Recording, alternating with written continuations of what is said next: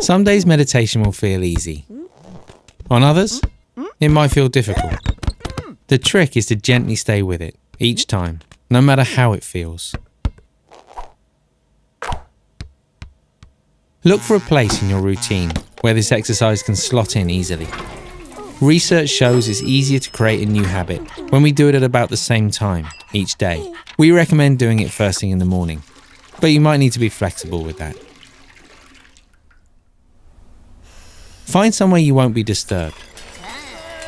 Don't worry too much about background noise. I'll explain how to deal with that, but it might be easier at first if you have some peace and quiet.